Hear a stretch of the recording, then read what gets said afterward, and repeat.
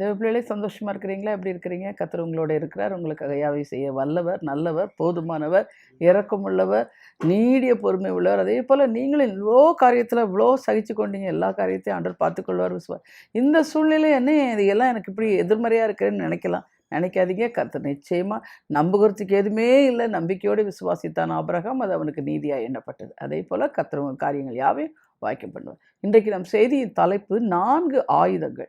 செய்திக்கு ஆதாரமாக இருக்கப்பட்ட வேத வசனம் 2 கொரிந்தியர் 10:4. எங்களுடைய போர் ஆயுதங்கள் மாம்சத்துக்கு இராமல் அரண்களை நிர்மூலமாக்குறதுக்கு தேவ பலமுள்ளவைகளாக இருக்கிறது என்று பார்க்கிறோம். நாம் எல்லாருமே போர்க்களத்தில் தான் நின்று கொண்டிருக்கின்றோம். நம்முடைய சரீரம் ஒரு போர்க்களம், நம்முடைய ஆத்மா ஒரு போர்க்களம், நம்முடைய சிந்தைகளும் ஒரு போர்க்களம். சில போர்கள் நம்முடைய கண்களுக்கு தெரிவதில்லை. நம்முடைய சரீரத்தில் நோய் கிருமிகள் வந்துவிட்டால் இரத்தத்தில் உள்ள வெள்ளை அணுக்கள் எப்படி நோய் கிருமியோடு போராடுகின்றோ அதே போல் வெள்ளை அணுக்கள் ஜெயித்தால் நோய் குணமாகும், தோற்று போனால் நோய் முற்றிவிடும். இதுதான் அதே கருத்து தான். நம்முடைய ஆத்மாவிலே பொல்லாத எண்ணங்களையும் ஐதரியங்களையும் அவிசுவாசங்களையும் சாத்தான் கொண்டு வருகிறான். நாம் ஆவியும் ஜீவனும் வாக்குத்தத்த வசனங்களை வைத்து யுத்தம் செய்து மேற்கொள்ள வேண்டும். சரியான வெளிப்பாடுகள் பாருங்க. அதுதான் நம்ம அதுக்குத்தான் நாங்கள் என்ன சொல்கிறோன்னா, நீங்கள் இரவும் பகலும் வேதத்தில் வாசிக்க வேதத்தில் தியானமாக இருக்கணும். நீங்கள் எல்லார் வாழ்க்கையிலும் போராட்டம் உண்டுங்க. அது ஊழியர் செய்கிறவங்க வாழ்க்கையில் இருக்கலாம், விசுவாசிகள் வாழ்க்கையில் இருக்கலாம், எல்லார் வாழ்க்கையிலும் உண்டு. ஆனால் நம்ம எப்படி நம்ம சரீரத்தில் வியாதிகள் வரும்போது நம்முடைய வெள்ளை அணுக்கள் போராடி அதை அந்த வியாதியை விரட்டுது, அப்புறம் சுகம் உண்டாயிருது. அது போராடும் பலனற்று போயிருந்துச்சுன்னா அது வியாதியை மேற்கொண்டுரும். அதே மாதிரி தான் நம்முடைய ஆத்மாலையும் பிசாசு நமக்கு எப்போவுமே எதிரியான எண்ணங்களையும், அதாவது சிந்தையில் போர்க்களம் தான். நமக்கு சிந்தையில் தான் போர்க்களம். அவனுடைய ஆவிக்குரிய ஜீவத்தில் சிந்தையில் தான் போர்க்களம் பண்ணுவான். அந்த சிந்தையில் தான் நம்ம சிந்தையில் எப்போவுமே வேத வசனம் நன்மைகளை யோசிக்கணும். அதாவது நீதிமொழிகள் 14:22 சொல்லப்பட்டிருக்கு, நன்மைகளை யோசிக்கிறவர்களுக்கு கிருபையும் சத்தியம் உண்டு. ஆனால் நன்மைகளை யோசிக்கிறீங்களா? நீங்கள் யோசனை முழுசும் நெகட்டிவ்ஸ். நான் எப்படி இருப்பானோ, என் பிள்ளை எப்படி இருப்பானோ, இது சரியாகுமோ, அது சரியாகுமோ, என்ன ஆகுமோ, எப்படி முடியுமோ, இப்படி எல்லாமே சந்தேகத்தில் முடியுமா முடியுமா முடியுமா படிச்சிருக்கோம். நீங்கள் ஒன்றே ஒன்று சொல்லணும், இது என்னால் முடியாது, என் அப்பன் இயேசுவால் முடியும். மனிதரால் கூடாதவைகள் தேவனால் கூடும், அப்படி சொல்லணும். அப்படி சொல்லும்பொழுது ஆவி அந்த வசனங்களை பிடிச்சி நீங்கள் ஜெபிக்கும் பொழுது ஆவி உண்டு ஜீவன் உண்டு எல்லாம் அந்த வார்த்தை நமக்காக போராடி யுத்தம் பண்ணி ஜெயம் கொடுத்துரும். நம்முடைய ஆவியும் ஒரு யுத்தக்களம் தான். பல வேளைகளில் ஆவி முறிந்து போகிறது, சோர்வு கலக்கங்கள் தொய்வுகள் வருகின்ற ஆவியான பல வேளைகளில் நமக்காக யுத்தம் செய்கிறார். மிருகங்களுக்கு மிருகங்கள் சண்டை, தேசங்களுக்கு தேசம் யுத்தம். ஒவ்வொரு நாளும் உலகம் 660 கோடி ரூபாய் யுத்தத்திற்கு செலவிடுகிறது என்று பார்க்கிறோம். முன்பு நேருக்கு நேர் வாள் ஏந்தி யுத்தம் செய்தார்கள், அதற்கு பின்பு துப்பாக்கி பீரங்கி வந்தது. இப்பொழுது அணுகுண்டுகள் ஏவுகணைகள் ஆயத்தமாக விஷவாயு குண்டுகளை பார்த்து உலகம் பயப்படுகிறது. நமக்கு போராட்டம் உண்டு. ஏனெனில் மாம்சத்தோடு இரத்தத்தோடு அல்ல போராட்டம், துரைத்தனங்களோடும் அதிகாரங்களோடும் இப்பிரபஞ்சத்தின் அந்தகார லோகாதிபதிகளும் வானமண்டலோட பொல்லாத ஆவிகளின் சேரிகளும் நமக்கு போராட்டம் உண்டு. எபேசியர் 6:12. நம்ம ரட்சிக்கப்படுறதுக்கு முன்னாடி பிசாசு நம்மோட போற மாட்டான். ஏன்னா அவன் அப்போ அவனுடைய ராஜ்யத்தில் இருந்தோம், அதனால் நம்மளால் அவன்ட்டு போயிடுவான். ஆனால் என்னைக்கு நீங்கள் ரட்சிக்கப்பட்டீங்களோ அன்னைக்கு பிசாசு உங்களுக்கு எதிரியாய் மாறிடும். உங்களை எப்படியெல்லாம் இழுத்து நெகட்டிவாக சொல்லி அவன் அந்த ராஜ்யத்துலேருந்து இப்படி எப்படி இழுக்கிறதுக்கு பயங்கரமாக போராடும். ஆனால் அதுக்கு நீங்கள் எதிர்த்து நிற்கிறதுக்கு தான் சொல்கிறாரு. எல்லாவற்றையும் போராட்டம் உண்டு. ஆனால் அதுக்குதாங்க நம்ம வசனத்தை பிடிச்சிக்கிட்டு தான் நம்ம ஜெபிக்கணும். வானமண்டலத்தில் பொல்லாத அந்தகார லோகாதிபதிகள் சொல்கிறோம் இல்லையா, அது யார்? மந்திர தந்திர பெல்லி சுனி இதெல்லாம் கூட அந்தகாரம்லாம் இருட்டுக்குள்ள செய்கிறவங்க. அது எல்லாத்தையும் எதிர்த்து நிற்கிறதுக்கு நமக்கு பலன் வேணும். ஒவ்வொரு ரட்சிக்கப்பட்ட ஒவ்வொரு தெய்வ பிள்ளைகளும் யுத்தகலத்தை சந்திக்கிறார்கள். அவை உலகம், மாமிசம், பிசாசு என்று இருக்கும். யுத்த நேரத்தில் ஜெய கிறிஸ்து நம்மோடு இருக்கிறார். தேவதூதர்கள், கேருபீன்கள், சேராபீன்கள் நம்முடனே இருக்கிறார்கள். தேவனுடைய பிள்ளைகள், ஊழியக்காரர்கள், பரிசுத்தவான்கள் நம்மோடு இருக்கிறார்கள். அது மாத்திரம் இல்லை, பாருங்கள், நம்ம ரட்சிக்கப்பட்ட உடனே அவர் இரத்தத்தினால் கழுவி தன்னுடைய பிள்ளையை ஏற்றுக்கொள்கிறார். ஆனால் நம்ம ரட்சிக்கப்பட்டு நம்ம ஜீவியை ரட்சிக்கப்படணும். ஆவி ஆத்மா சரீரம் இருக்கு இல்லையா, அது மாதிரி. அதனால தான் ஆண்டவர் என்ன பண்ணுவார், உபத்திரத்தின் குகையில் அப்படி தூக்கி போட்டுருவார். அதாவது குகையில் அக்கினியில் புடமிடுறதுக்கு போல மண்பானை செய்து அந்த அக்கினி சூளையில் போடுற மாதிரி. அப்போ அந்த உபத்திரத்தின் குகையில் நம்ம நல்லா சுத்திகரிக்கப்படுறதுக்காக நிறைய பாடுகள், நெருக்கங்கள், போராட்டங்கள் எல்லாம் ஃபேஸ் பண்ணி முதல்ல மிரண்டு உருண்டு இருப்போம். அப்புறம் அப்படியே நம்மளை கொண்டு வழி நடத்துவார். அதுதான் கர்த்தர் செய்வார். அதுதான் சங்கீதக்காரன் சொன்னால், நான் உபத்திரப்பட்டது நல்லது, உடைய பிரமாணங்களை கற்றுக்கொள்ள. நம்ம பிரமாணங்களை கற்றுக்கொள்ளவே நம்ம உபத்திரத்தின் குகைகளை போடுறாரு ஆண்டவர் கூட. ஆனால் அவர் கூட இருப்பார். அதுதான் மெயின் ஹைலைட். என்னதுதான் கர்த்தர் கூட இருக்கிறார் எல்லா விதத்திலும். ஆண்டவர் ஒரு நாள் சோர்ந்து போகாதீங்க. அது மட்டும் இல்லை, அவர் எப்போவுமே திராணிக்கு மேலே சோதிக்கப்பட விடவே மாட்டார். தாங்கிட பலம் தருவார். அதாவது என் மகன் இவ்வளோதான் தாங்குவா. இப்போ நம்மளே ஒரு 10 கிலோ தூக்கணும்னா பேரண்ட்ஸ் சொல்லுவாங்க, அவ்வளோதான் தூக்க முடியும், அதுக்கு மேலே தூக்க முடியாது சொல்லுவாங்களோ, அதே மாதிரி தான் ஆண்டவரும் நம்ம மேலே வைக்கிற வெயிட் அதை விட தாங்குற கிருபைத்தை கொடுத்து நம்மளை நழி நடத்துவார். அதனால சோர்ந்தே போகாதீங்க, திட்டி திமிரி இருந்தீங்க. எனக்கு என்ன ஏசினார், இப்படி பண்ணார், ரட்சிக்கப்பட்டதுக்கு நல்லா இருந்தேன், நான் அப்படி இருந்தேன், நான் இப்படி இருந்தேன். இந்த பழைய கதை பேசுகிறத முதல்ல நிறுத்தணுங்க. முந்தினவைகளை நினைக்க வேண்டாம், பூர்வமானவர்களை சிந்திக்க வேண்டாம். இதோ நான் புதிய காரியத்தை செய்கிறேன். சில பேர் பார்த்தீங்கன்னா, அந்த கல்யாணம் ஆகிட்டு வந்த உடனே அவங்க அம்மா வீட்டில் இருந்த கதையை பேசிகிட்டே இருப்பாங்க. சில புருஷன்மாருக்கு கோவம் வர்றது, அவங்க அம்மா வீட்டு ஸ்டோரி எடுத்துட்டாலும் நம்ம வாயே மூட மாட்டாள் அப்படின்னு. அந்த மாதிரிலாம் அதாவது வெறுப்பேற்றக்கூடாது. எல்லா விதத்திலும் பழசை முதல்ல மறந்துடுங்க. அதாவது முன்னானவை முன்னதை மறந்தால் தான் முன்னாடி நடக்க முடியும். பின்னாடி உள்ளதையே திரும்பி திரும்பி பார்த்துட்டு இருந்தீங்கன்னா அப்படி எல்லா காரியத்திலையும் கர்த்தர் கூட. பின்மாற்றம், அதாவது முந்தின காரியங்களை நம்ம நினைக்காதபடி காத்துக்கொள்ள கர்த்தர் கூட இருக்கிறார். சில பேர் சொல்லுவாங்க, அவங்க மேலே உள்ள கசப்பு என்னால் என்ன சொல்கிறது, அதை என்னால் என் இருதயத்தை விட்டு போகவே மாட்டேங்க, அவங்க மேலே ஒரு வெறுப்பு இருக்குது அப்படின்னா. அப்படிப்பட்டவங்க நேராக தேவ சமூகத்துக்கு போங்க, அவங்க பேரை சொல்லுங்கள். ஆண்டவரே, இன்னார் மேலே எனக்கு ஒரு கசப்பு இருக்குது, அந்த கசப்பின் எண்ணத்தை எனக்கு வேரோடு பிடுங்கி போட்டுருங்கப்பா அப்படின்னு கேளுங்க. ஏன்னா மத்தேயு 15:13 சொல்லுது, பரமபிதா நடாத நாற்றையெல்லாம் கர்த்தர் வேரோட பிடுங்கிடுவார். அந்த கசப்பு, வெறுப்பு, கோபம், வைராக்கியம், மாம்சத்தின் கிரிகள் எல்லாம் வேற அறுத்து போடணுங்க. 17 சொல்லப்பட்டிருக்கு பைபிளில், கலாத்தியர் 5ஆம் அதிகாரத்தில்.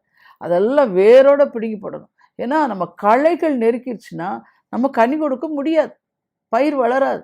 அதனால் அதெல்லாம் எடுத்து போட சொல்லணும், கற்றுட்டு சொல்லணும் எல்லா காரியத்திலும். அது காரணங்களும் கர்த்தர் நமக்கென்று போராயுதங்களை தந்திருக்கிறார். நமது போராயுதங்கள் மாம்சத்துக்குரியவர்கள் அல்ல.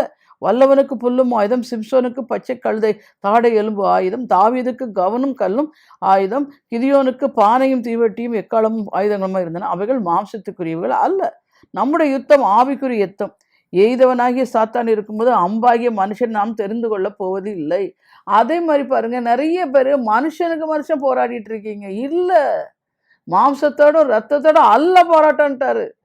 புருஷன் மனைவிக்குள்ள அல்ல, பிள்ளைகளுக்குள்ள. ஏன்னா அவங்க பின்னாடி இருந்து கிரியேசர் அந்த ஆவி, பிசாசுடைய கிரியை, பிசாசுடைய ஆவி.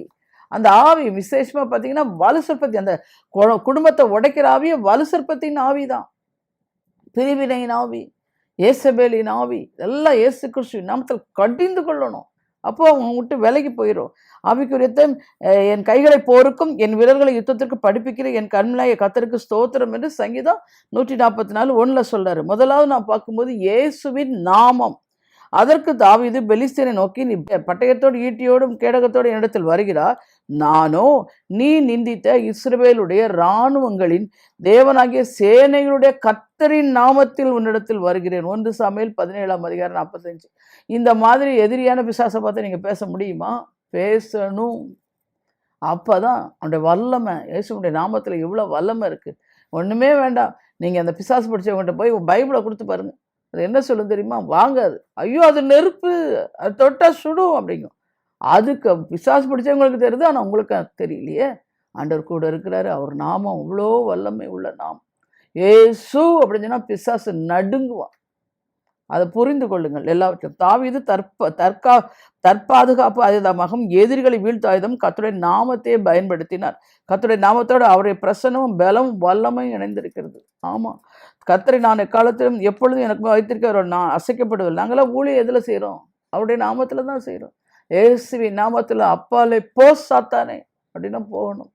அப்பாலே போ, கடிந்து கொள்கிறேன் இயேசுவின் நாமத்தினால் அப்படின்னா காற்றையும் கடலையும் அதட்டின ஆண்டவராக இயேசு கிறிஸ்துவின் நாமத்தில் உன்னை கடிந்து கொள்வேன். நான் உண்மையில தான் அந்த நாமத்திற்கு அது பயப்படும். இயேசுன்னு சொல்லும்போது அதுக்கு மேலே அப்படியே அக்கினி விழுவும், நெருப்பு விழுவும், சொல்லும், தாங்க முடியல அப்படின்னும். அதுதான் பாருங்க, இயேசுவின் நாமத்தில் வானோர் பூதலத்தோர் பூமியின் கீழாருடைய கீழானவருடைய முழங்கால் யாவும் முடங்கும்படிக்கும் பிதாவாகிய தேவனுக்கு மகிமையாக இயேசு கிறிஸ்து கர்த்தரின் நாவுகள் யாவும் அறிக்கை பண்ணும்படிக்கும் எல்லா நாமத்துக்கும் மேலான நாமத்தை அவருக்கு தந்தருளினார் என்று பிலிப்பியர் 2:10-11 சொல்றார். உலகத்தில் உள்ள எந்த தளபதியின் நாமத்தை விடவும் சேனாதிபதியின் நாமத்தை விடவும் பார்க்கிறோம் கர்த்தருடைய நாமம் பெரியது. சேனைகளின் கர்த்தர் நம்மோடு கூட இருக்கிறார். யாக்கோபின் தேவன் நமக்கு உயர்ந்த அடைக்கலம் என்று சங்கீதம் 46:11 சொல்றாரு. அது மாத்திரம் இல்லை, நீதிபதியில் சொல்லப்பட்டிருக்கு, கர்த்தரின் நாமம் பலத்த துருகம், நீதிமான் அதற்குள் ஓடி சுகமாயிருப்பான். அந்த கோவிட் பீரியட்ல இந்த வசனத்தை எப்படி யூஸ் பண்ணீங்க? கர்த்தரின் நாமம் பலத்த துருகம், நீதிமான் ஆகிய நான் அதற்குள்ள ஓடி ஓடி சுகமாயிருப்பேன். நிறைய பேர் ஜெபிக்கும் போது என்கிட்ட அந்த வசனத்தை சொல்லி சொல்லி ஜெபிக்கிறத நான் பார்த்தேன். அது உண்மைதான். என் நாமத்தினால் நீங்கள் எதை கேட்டால் அதை நான் செய்வேன். யோவான் 14:14 சொல்றார். இதுவரைக்கும் நீங்கள் என் நாமத்தில் ஒன்றும் கேட்கவில்லை, கேளுங்கள் அப்பொழுது உங்கள் சந்தோஷம் நிறைவாயிருக்கும்படி பெற்றுக்கொள்வீர்கள் என்று யோவான் 16:24 சொல்றார். ஒருவருடைய பெயரோடு அவருடைய ஆள் தத்துவம் இணைந்திருக்கிறது. அவருடைய பெயரை சொல்லும்போது அவருடைய சுவாபங்கள் குணாதிசயங்கள் மனக்கண்கள் முன்பாக வருகிறது. நமக்கு கிறிஸ்துவின் நாமம் தரிக்கப்பட்டிருக்கிறது. இயேசுவின் நாமத்திற்கு அவர் தம ஜனங்களின் பாவங்களை நீக்கி அவர்களை ரட்சிப்பார் என்பது அர்த்தம் என்று மத்தேயு 1:21 சொல்லப்பட்டிருக்கிறது. இயேசு என்றாலே ரட்சிக்கிறவர், பொல்லாத பிசாசின் கையிலிருந்து ரட்சிக்கிறவர், பாதாளத்திலிருந்து நித்தினை அக்கினி கடலிலிருந்தும் நம்மை ரட்சிக்கிறவர், சாபங்களிலிருந்தும் நோய்களிலிருந்தும் பாடுகளிலிருந்து நம்மை ரட்சிக்கிறவர். அதனால தான் நான் சொல்லுவேன், இயேசுவின் நாமத்தை வச்சுட்டு நீங்கள் பயப்படாதீங்க. நோயிலிருந்து விடுதலை தருவார், பேயிலிருந்து விடுதலை தருவார், பிரச்சனையிலிருந்து விடுதலை தருவார், மந்திரத்தந்திர பில்லி சூனியமெல்லாம் உங்களை அணுகாது. நான் ஒன்று சொல்லட்டும், ஒருவன் கிறிஸ்துவுக்குள் இருந்தால் புது சிருஷ்டி. நீங்கள் ஒவ்வொரு நாளும் உங்களை கிறிஸ்துவுக்குள்ள மறைத்து கொள்ளணும். அப்போ யார் என்ன ஏவி விட்டாலும் எந்த சாபமும் பலிக்காது. அதை முதல்ல தெரியணும். அது அவன் மந்திரம் பண்ணிட்டான், அவன் பில்லி சூனியம் பண்ணிட்டான், அவன் காலடி மண்ணை எடுத்துட்டான், அவன் செருப்பு எடுத்து தூக்கிட்டு போயிட்டான், மந்திரம் பண்ணுறதுக்கு இப்படிலாம் ஃபோன் பண்ணுறீங்க. ஆனால் உங்களை பார்த்தா சொல்கிறேன், யாக்கோபுக்கு விரோதமான மந்திரவாதம் இல்லை, இஸ்ரவேலுக்கு விரோதமாக குறி சொல்றது இல்லை. தேவ பிள்ளைகளை விசுவாசிங்க. நான் கர்த்தரின் நாமத்துக்குள் ஓடி இருக்கிறேன், மறைந்து இருக்கிறேன்னு சொல்லுங்க. பாதுகாக்கிறவர் கர்த்தர். இயேசு என்றாலே மீட்பு, விடுவிக்கிறவர் என்ற அர்த்தம். எல்லாத்துல இருந்து சாபம், பாவம், அக்கிரமம், வியாதி, வேதனை, எல்லா பிசாசின் பிடிப்பு எல்லாவற்றில இருந்து கர்த்தர் உங்களை விடுதலை செய்வார் என்று நம்புங்க. ஏசாயா 9:6 சொல்றாரு, ஆண்டவருக்கு 5 நாமங்கள் உண்டு. அதுல அதிசயமானவர், ஆலோசனை கர்த்தர், வல்லமையுள்ள தேவன், நித்திய பிதா, சமாதான பிரபு, 5 நாமம் சொல்லப்பட்டிருக்கு. பேதுரு ஊழியத்துக்கு வந்தபோது வெள்ளியும் பொருளும் அவரிடத்தில் இல்லை, படிப்பு பட்டமும் அவரிடத்தில் இல்லை, அவரிடத்தில் இருந்ததெல்லாம் கர்த்தருடைய நாமம். அந்த நாமத்திலே பிறவி சப்பானுடைய எழுந்து நடக்க செய்தார் என்று அப்போஸ்தலர் 3:6-8 பார்க்குறோம். அவருடைய நாமத்தை பற்றி விசுவாசத்தில் அவருடைய நாமமே நீங்கள் பார்த்து அறிந்திருக்கிற இவனை பலப்படுத்தினது, அவரால் உண்டாகிற விசுவாசமே உங்கள் எல்லாருக்கும் முன்பாக இந்த சர்வாங்க சுகத்தை இவனுக்கு கொடுத்தது. அப்போஸ்தலர் 3:16. அவருடைய நாமத்தில் தாங்க விடுதலை கிடைக்கும். இயேசுவின் நாமம். நீங்கள் பாருங்கள், சில நேரங்கள் எல்லாம் பார்த்திங்கன்னா நம்ம ஊழியத்து பாதையிலேயே ஆண்டோடைய நாமத்தை குறித்து நம்ம பாடல் துதிக்க ஆரம்பித்தோம்னா அங்கே பார்த்திங்கன்னா தேவ பிரசன்னம் அளவில்லாமல் இறங்கும். நான் என்னுடைய ஊழிய பாதையில் பார்த்துருக்குறேன். அங்கே இயேசு நாமம் பாட பாட பாட பாட அதோடைய எஃபெக்ட், அதோடைய வல்லமை கொஞ்சம் கொஞ்சமாக பெருகிரும், மகிமை இறங்கிரும். அதுதான் இயேசுவின் நாமம். அவ்வளோ தெரிஞ்சுக்கணும். அது மட்டும் இல்லை, புதுசு நமக்கு ஆலோசனையாக வார்த்தையினாலாவது கிரியினால் நீங்கள் எதை செய்தாலும் அதையெல்லாம் கர்த்தராகிய இயேசுவின் நாமத்தினாலே செய்து அவர் முன்னிலைமையாக பிதாவாகிய தேவனை ஸ்தோத்திரங்கள் என்று கொலோசியர் 3:11 சொல்றார். கர்த்தருடைய நாமம் என்கிற பலத்த ஆயுதத்தை எடுத்துக்கொள்ளுங்கள், என் நாமத்தினால் பிசாசுகளை துரத்துவீர்கள் என்று மார்க்கு 16:17 சொல்றார். இயேசுவின் நாமத்தில் நமக்கு ஜெயம் கொடுக்கிற தேவனுக்கு ஸ்தோத்திரம், வெற்றி சிறக்க பண்ணுகிற தேவனுக்கு ஸ்தோத்திரம். இரண்டாவது நாம் பார்க்கும்போது வேத வசனமாகிய ஆவியின் பட்டயத்தை எடுத்துக்கொள் என்று எபேசியர் 6:17 சொல்றார். வேத வசனம் ஆவியின் பட்டயம். ஆவியும் ஜீவனுமானது எதிராளியை தாக்கி நொறுக்கும் சம்பட்டி, அவைகளே அந்தகார வல்லமைகளை முறியடிக்கிறது. நான் போன பின்பு மனிதனை தப்ப விடாத கொடிய நோநாய்கள் உங்களுக்குள்ளே வரும். அப்போஸ்தலர் 20:21 சொல்றாரு.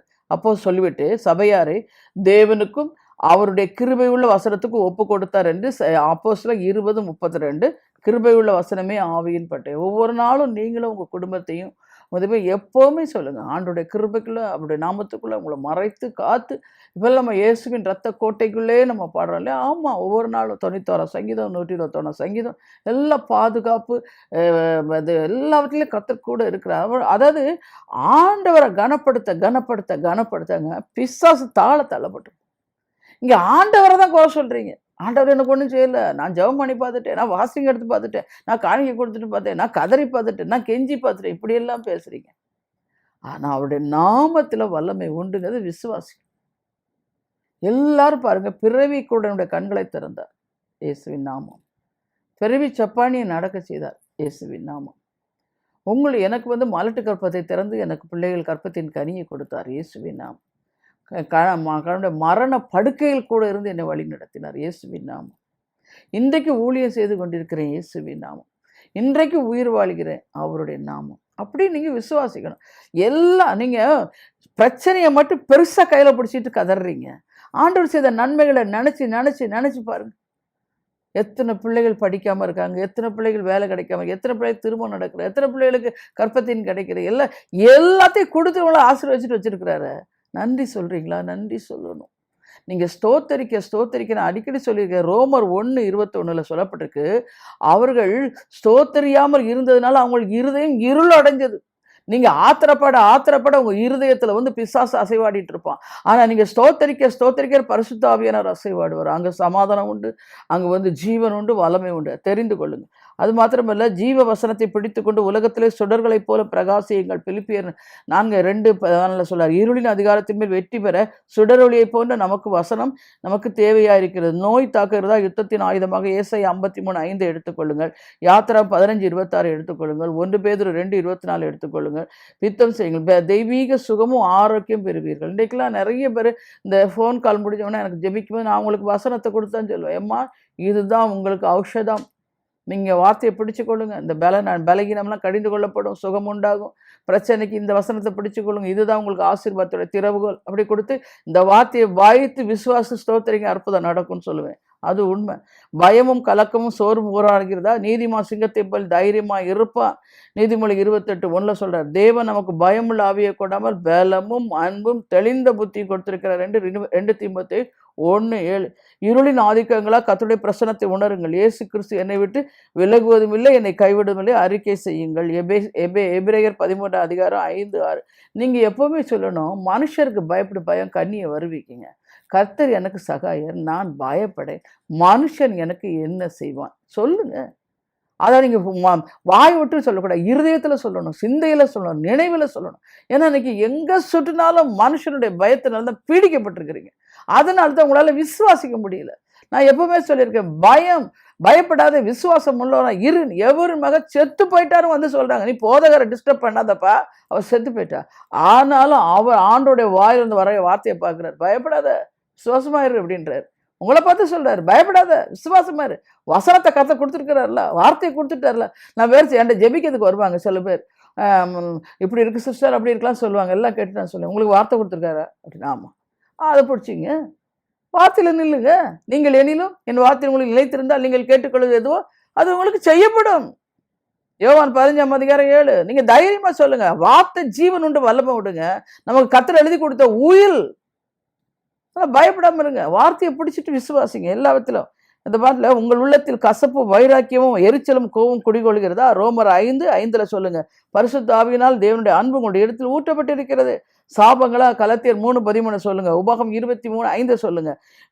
வெளிப்படுத்தல் 23, இனி உனக்கு சாபம் இராது, பயன்படுத்துங்க. இதெல்லாம் வார்த்தையை பிடிச்சி பயன்படுத்தணும். பில்லிசூனியங்களா? எண்ணாகம் 23:23 சொல்லுங்க. ஏசாயா 54:17, உனக்கு விரோதமாய் உருவாக்கப்படும் ஆயுதம் வாய்க்காது. அதான் உருவாக்கப்படும் ஆயுதம் வாய்க்காது. ஆனால் ஆயுதம் உருவாக்கப்படுது இல்லை, ஆனால் வாய்க்காது. அதனால பயப்படாதீங்க. இவங்க இதை பண்ணிடுவாங்க, அதை பண்ணிடுவாங்க, எனக்கு பயமா இருக்கு, அவங்கள பார்த்தாலே பயமா இருக்கு. இல்லை, பயம் அவனுடைய சரக்கு. விசுவாசம் கர்த்தர் நம்மோட இருக்கா. விசுவாசம் தேவனை கூப்பிடும், பயம் பிசாசை கூப்பிடும். விசுவாசம் ஆக்கும் சக்தி கொண்டது, பயம் அழிக்கணும். ஒவ்வொரு செய்தியில அதை சொல்லிட்டே இருக்கிறேன். அதாவது வேதத்துல 2 பேர் இருக்கிறாங்க. யோபு சொல்றாரு, நான் பயப்படும் காரியம் எனக்கு நேர்ந்ததுன்ட்டாரு. அதே இதுல சங்கீதக்காரர் சொல்லுவாரு 56 சங்கீதத்தில், நான் பயப்படும் நாளில் உண்மையே. நம்ம எல்லாருக்கும் பயம் வரும், ஆனா அந்த நேரத்தில் நீங்க சொல்லணும், நான் பயப்படும் நாளில் உண்மையே அப்படின்னாலே உண்மை மட்டுமே நம்புறேன்ப்பா அப்படி சொல்லுங்க, பயம் ஓடி போயிடும். எல்லா காரியங்களும். பிசாசின் போராட்டங்களா லூக்கா 10:19, மார்க் 16:17, மத்தேயு 10:1, சங்கீதம் 91:13, ஏசாயா 27:1-2-3 இதெல்லாம் வச்சு ஸ்தோத்திரம் பண்ணுங்க. கர்த்தர் செய்வார். வேதம் சொல்கிறது அவர் சகல பிரஸ்தாபத்தை பார்க்கனோட வார்த்தையை நீர் மகிமைப்படுத்தியிருக்கிறீர். சங்கீதம் 138:2 இதுதான் வார்த்தையை மகிமைப்படுத்தி இருக்கிறாரு. அதனால வார்த்தையை பிடிக்கும்போது அங்க மகிமை உண்டாயிரும். மகிமை உண்டாகும்போது உங்களுக்கு நன்மை கிடைச்சிருமே. நன்மையும் கிருபையும் சேர்ந்து கிடைக்கும். கர்த்தர் தருவார். வேதவசனமாகி எந்த பட்டயத்தில் கூர்மையான பட்டயம்? எபிரேயர் 4:12. அதுவே ஆவியின் பட்டயம் எபேசியர் 6:17. வேத வசனங்களும் விசுவாச வார்த்தைகளும் எப்பொழுதும் உங்களுடைய நாவிலே இருக்கட்டும். எப்பவுமே நாவல இருக்கணுங்க. வேத வசனம் இருக்கணும், விசுவாசம் இருக்கணும், அறிக்கை இருக்கணும். நீங்க பாட்டுக்கு சொல்லிக்கிட்டே இருக்கணும். அது எவ்வளவு சூழ்நிலையா இருந்தாலும். அது ஆனால் அந்த இது இயேசுவை அறியாத குடும்பத்திலேருந்து வருவாங்க பாருங்க, அவங்கள்ட்ட இதே தான். அவங்க வசனம் அவங்க எதாவது சொன்னால் இதெல்லாம் ஏசப்பா பார்த்துப்பார், வார்த்தையில் சொல்லியிருக்கிறாரு, என்ன ஆசீர்வதிப்பேன்னு சொல்லியிருக்காரு, எனக்கு உதவி செய்யன்னு சொல்லியிருக்கிறாரு, ஆனால் அதனால அவர் பார்த்துக்கொள்வார் அப்படின்னு அவங்க அந்த விசுவாசத்தில் வந்து அப்படி எளிமை நிற்கிறத நான் பார்ப்பேன். அது உண்மை. அதனால விசுவாச அறிக்கை பண்ணுங்க. கிறிஸ்துவின் வசனம் உங்களுக்குள்ளே சகல ஞானத்தோடு பரிபூர்ணமாக வாசமாக இருப்பதாக கொலோசியர் 3. ஆனால் வேதம் வாசிக்க தெரியணும், வேதம் தியானிக்கணும். சும்மா வளவளன்னு பேசுறது இல்ல. வசனம் இருக்கா? நீங்க உங்களுடைய ஜெபத்துல வசனம் இருந்தா பிசாசு வசனம் அடைஞ்சிருவான், ஓடி போயிடுவான். ஆனா வசனம் இருக்கணும். அதுதான் தெரிந்து கொள்ளும். ஏன்னா அதான் என்ன சொல்றாரு, அவர் அனுப்புற வசனம் வெறுமயமிடத்தில் திரும்பாமல் அவர் அனுப்புற காரியமா வாய்த்துட்டு அவர் என்ன பர்பஸ்க்காக அவர் அனுப்புனாரோ அதை செய்து முடிச்சுட்டு அவர்கிட்ட திரும்பிட்டு ஏசாயா 55:11 சொல்லப்பட்டிருக்கு. தெரிந்து கொள்ளுங்க.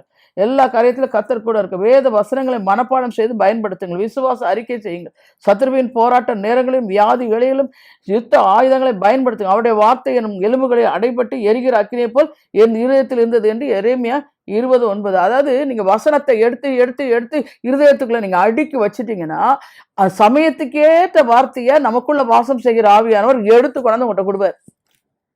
பலம் கொண்டு திடமான போகுமிடலாம் உன்னோட வர்றேன், அவ்வளோதான், முடிஞ்சிடும். தைரியமா போவீங்க. அதைத்தான் பார்க்கணும். அதுக்கப்புறம் 3வது பாகம் கண்ணீரின் ஜபம்.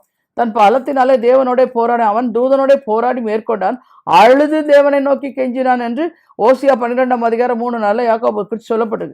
தேவன் நமக்கு வைத்திருக்கும் பல வகையான ஆயுதங்களை தியானித்து வருகிறோம். 1வது கர்த்தரின் நாமம், 2வது ஆவியின் பட்டயமாகி வேத வசனம், 3வது கண்ணீரின் ஜெபம். நம் கர்த்தர் ஜெபத்தை கேட்கிற மாதிரி ஜெபத்திற்கு பதில் கொடுக்கிறவர்.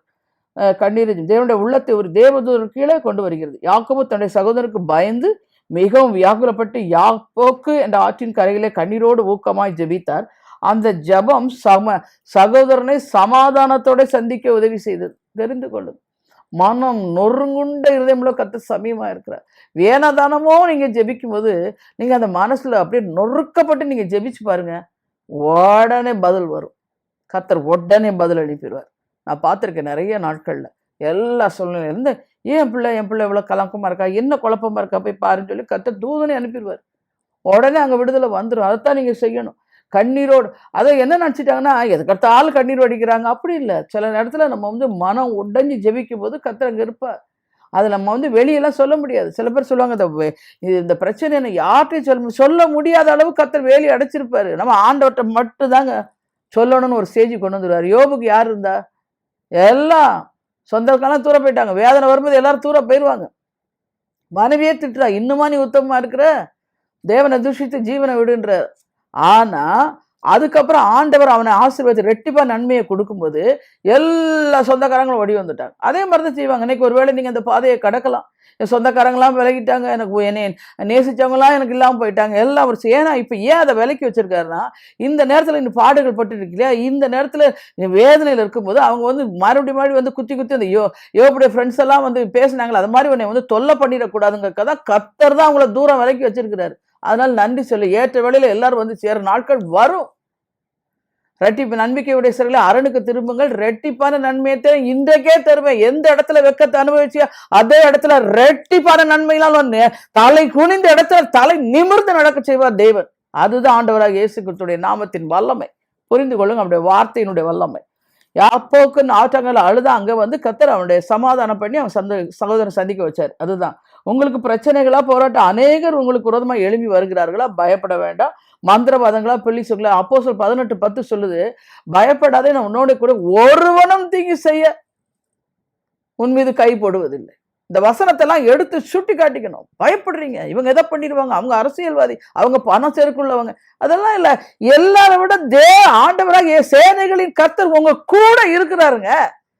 பூமியின் கடைமுனை மட்டும் யுத்தங்களை ஓய பண்ணுவார். வில்லை ஒடித்து ரதங்களை நெருப்பினார், சுட்டரிப்பார். நீங்க அமர்ந்திருந்து நானே தேவன் அறிந்து கொள்வீர்கள். பூமியில உயர்ந்திருப்பேன்னு சொல்லி இருக்கிறாரு. அவர் உயர்ந்த தேவன். பயப்படாதீங்க, கலங்காதீங்க, கர்த்தர் கூட இருக்கார்.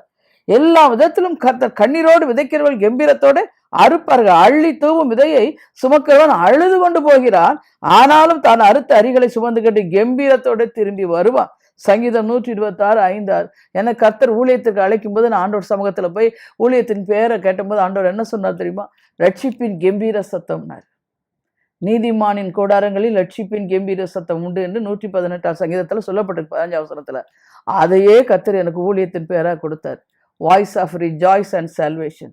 அவ்வளோ நெருக்கங்கள், அவ்வளோ கண்ணீர், அவ்வளோ பாடுகள், அவமானங்கள், நிந்தைகள் எல்லாம் சுமந்து இன்றைக்கு பாருங்க கர்த்தர் அவ்வளோ வல்லமையா எடுத்து பயன்படுத்த முடியாது கிருபையை கொடுத்து வழி நடத்துறார். ஒரு நாளும் சோர்ந்து போகாதீங்க. கர்த்தர் பொய் சொல்லவே மாட்டார். உங்களுக்கு வாக்குத்தத்தம் கொடுத்துட்டாரா, வார்த்தை கிடைச்சிட்டா, அதை பிடிச்சு நீங்க விசுவாசா பெரிய காரியங்களை காண பண்ணுவார். கண்ணீரின் விதைகளை தேவ சமூகத்தில் ஊற்றி விடுங்க. கண்ணீரின் ஆயுதத்தை பயன்படுத்துங்கள். கண்ணீர் துளிகள் விதை போல விழுந்து கொண்டே இருக்கட்டும். மருத்துவர் வீழ்த்தலும் அப்படியே இருக்கும். அழிவில்லதாய் விதைக்கப்படும், அழிவில்லாத எழுந்திருக்கும். கனவீனமாய் விதைக்கப்படும், மகிமை உள்ளதாய் எழுந்திருக்கும். பலவீனம் உள்ளதாய் விதைக்கப்படும், பலம் உள்ளதாய் எழுந்திருக்கும் என்று 1 கொரிந்தியர் 15:42-43 வசனத்துல நம் ஆண்டவரும் கண்ணீர் சிந்தி ஜெபித்தார். லாசருவின் கல்லறைய யோவான் 11:35. எருசலேமை பார்த்து லூக்கா 19:41. கெத்செமனே தோட்டத்துல எபிரேயர் 5:7. லூக்கா 22:40 கண்ணீர் சிந்தி ஜெபித்தார். அவர் உங்களுடைய கண்ணீரை அறிவார். உங்கள் கண்ணீரை புறக்கணித்து கடந்து போகவே மாட்டார். ஆண்டவர் ஒரு நாளும் உங்க கண்ணீரை புறக்கணிக்கவே மாட்டாருங்க. உபத்திரப்பட்டவனுடைய உபத்திரத்தை தம் முகத்தை அவனுக்கு மறைக்காமல் இருக்கும் தேவன். வாழ்க்கையில நான் அதை சாட்சியா சொல்ல முடியும். அதனால ஒரு நாளும் உங்க கண்ணீரின் ஜெபத்திற்கு பதில் உண்டு, நீங்கள் கம்பீரமாய் அறுவடை செய்வீர்கள். செய்தியை கேட்டுக்கொண்டிருக்க தேவ பிள்ளையே, நீ சோர்ந்து போகாது. கண்ணீர் சிந்தி நீ விதைச்சிருக்க, கம்பீரமாய் அறுவடை வெகு சமயமா அதி சீக்கிரத்தில் நீங்கும் இந்த லேசான உபத்திரவம், அதிகான மகிமை உனக்கு உண்டாயிருக்கும். ஆமென். கர்த்தர் எல்லாவற்றையும் பார்த்து கொண்டு உனக்கு வழி நடத்துவார். கடைசியாக நம்ம பார்க்கும்போது ஆவியானவருடைய வல்லமை. எசாயா 59:19 சொல்கிறது, வெள்ளம் போல் சத்துரு வரும்பொழுது கர்த்தருடைய ஆவியான உனக்கு விரோதமாய் கொடியேற்றும். ஆவியான பலத்த யுத்த வீரர். வெள்ளம் போல சத்துரு ஜெயக்கொடி ஏற்றுவார். இயேசு உலகத்தை விட்டு கடந்து செல்வோம் அந்த தேற்றவர்கள் நமக்கு அறிமுகப்படுத்தினார் என்று யோவான் 14:26 பெந்தேகோஸ்தே நாளில் அந்த ஆவியான சீஷர்கள் மேல் பலமாய் இறங்கி வந்தார். தேவ அக்கினி அவர்களை நிரப்பிற்று என்று அப்போஸ்தலர் 2:3 பார்க்கிறோம். உன்னதத்தில் வருகிற பலனால் தரிப்பிக்கப்படும் வரைக்கும் என்று லூக்கா 24:49 பார்க்கிறோம். அந்த ஆவியான ஜெபிக்கிறவர் மட்டுமல்ல, மன்றாடுகிறவர். அந்தபடியே ஆவியான நமது பலவீனங்கள் நமக்கு உதவி செய்து பெருமைச்சொல்லும் நமக்காக வேண்டுதல் செய்கிறார் என்று ரோமர் 8:26. அதனால தான் நான் இப்போ சொல்லி ஆவியில நிரம்பி ஜெபம் பண்ணுங்க. அந்த ஜெபம் பரிசுத்த ஆவியார் டேக் ஓவர் பண்ணிடுவார். உடனே விடுதலை உண்டாகும். அதுதான் நீங்க செய்யணும். எல்லா விதத்திலும் கர்த்தர் கூட இருந்து வழி நடத்துவார். பலத்தினாலுமல்ல பராக்கிரத்தினால் என்னுடைய ஆவியினாலே ஆகும் என்று சேனைகளை கர்த்தர் சொல்கிறார் என்று சகரியா 4:6 சொல்றாரு. சிம்சோன் மேல் கர்த்தருடைய ஆவி பலமாய் இறங்கினதா, அவன் தன் கையில் ஒன்றுமில்லாதிருந்தும் அதை ஒரு ஆட்டுக்குட்டியை கிழிக்கிறது போல சீக்கிரத்தை கிழிச்சு போட்டான்னு நியாயாதிபதிகள் 14:6 சொல்லப்படுது. கர்த்தருடைய ஆவியான கிதியோன் மேல் இறங்கினா அவன் எக்காலம் மீது யுத்தத்தில் ஜெயம் பெற்றார் என்று நியாயாதிபதிகள் 6:34. பரிசுத்த ஆவி உங்களிடத்தில் வரும்போது நீங்கள் பலன் அடைந்து எருசலேமிலும் யூதேயா முழுவதிலும் பூமியை கடைசி சாட்சியாக இருப்பீர்கள். யுத்த களத்தில் போர் வீரருக்கு முன்பாக கொடிபிடித்து சேனை தலைவன் நடந்து போவதாக போல ஆவியான் நமக்கு முன்பாக செல்கிறார். அவரே யுத்தத்தில் ஜெயக்கொடியானவர், அவரே யெகோவா நீசி, ஆவியான விடுதலையின் ஆவியானவர். இன்றைக்கும் நான் உங்களுக்கு சொல்றேன், இன்றைக்கு எந்த காரியத்தில் நீங்க ஜெயம் வென்றிருக்கோ ஆவியானவர் உங்களுக்கு முன்பாக நின்று யுத்தம் பண்ணி ஜெயக்கொடியை தந்துட்டார். யெகோவா நீசி, ஜெயம் கிடைத்தது என்று விசுவாசிங்க. கர்த்தர் பெரிய காரியங்களை காண செய்வார். நாம் ஜெபிப்போமா? எங்களை மிகுதியாக நேசிக்கிற அன்புள்ள ரட்சகா, மட்டுமா நம்முடைய பிள்ளைகளோடு நீர் பேசுறீ. எந்தெந்த காரியத்தில் அவங்களுக்கு ஜெயம் கிடைக்க வேண்டுமோ, எந்தெந்த காலத்தில் சத்துரு போராட்டம் இருக்கு, எல்லாவற்றையும் கர்த்தர் விரட்டி அடித்து ஆண்டவரே சத்துருக்களின் இஷ்டத்துக்கு ஒப்பு கொடுக்காத தேவனுக்கு ஸ்தோத்திரம் என்ற வண்ணமா எல்லா காரியத்தையும் நடக்க என்னெல்லாம் கிடைக்க வேண்டும் என்று உண்மை நோக்கி கூப்பிடுகிற எல்லாம் ஜெயமாய் முடிப்பீராக. தானியலின் காரியம் ஜெயமாய் முடிந்தது. கிதியோன் காரியம் ஜெயமாய் முடிந்தது. எல்லாவற்றிலும் மோசையின் காரியம் ஜெயமாய் முடிந்தது போல எல்லாம் ஜெயமாய் இன்றைக்கு முடித்தர நீர் வல்லவர் நல்லவர் என்று விசுவாசி விசுவாசிக்கிறேன். இந்த பிள்ளைகள் எதிர்பார்த்திருப்பில் கர்த்தர் யெகோவா நிசி ஜெய கொடி ஏற்றினீர் என்று நான் கர்த்தருக்குள் நம்புகின்றேன். உஷபி லபி தரிகரது ஷந்துரிக்கபல பி தரிகந்துனே திபோத ஆரோக்கியதாஸ், சோர்ந்து போகாதே. அடிக்கடியாய் சொல்கிறார், இந்த சரீரம் மிகவும் பலகீனமாய் இருக்கிறது, என்னால் இந்த வேதனை தாங்க முடியவில்லை என்று சொல்கிறார். பலவீனத்தில் கர்த்தருடைய பலன் பூரணமாய் விளங்கும். அவர் கிருபை உனக்கு போதுமானதாக இருக்கும். சாட்சி எழும்பும்படிய சுகம் உண்டாகும் என்று கர்த்தர் சொல்கிறார். ரிஷபி லபி தெரி கந்துலி தீரி ஹந்துரிக்க சாந்தகுமாரி, சோர்ந்து போகாதே, கர்த்தரை நம்பிதானே வாழ்கிறேன் என்று அடிக்கடி புலம்புகிறார். நீ கண்ணீரோடு விதைக்கிறதை கர்த்தர் கம்பீரமாய் அறுவடை செய்வேன் என்று வாக்கு கொடுக்கிறார். விசுவாசி. உஷபில் எதிரி ஜெயசீலன், சோர்ந்து போகாதே, கர்த்தருடைய கரம் உன்னோட கூட இருக்கிறது. சத்துருக்கள் முன்பாக நான் வெட்கப்பட்டு போய்விடுவேனோ என்று இல்லை இல்லை, உன் மீது கர்த்தர் சொல்கிறார், கிரீடம் பூக்கும், உன் சத்துருக்கள் மீது வெட்கத்தை உடுத்துவேன் என்று சொல்கிறார். விசுவாசி. உஷபில் லதுரி கலதுரி சந்துனே, ஒருவரையும் பேர் பேராய் ஆசீர்வதித்து காத்துக்கொள்ளும். கிருபை நாள் பிள்ளைகளை மூடிக்கொள்ளும். கர்த்தர் விரும்புகிற காரியத்தில் ஆண்டவரே ஜெயத்தை கர்த்தர் கட்டளையிட்டு நாமத்திற்கு மகிமை வர பண்ணுவீராக.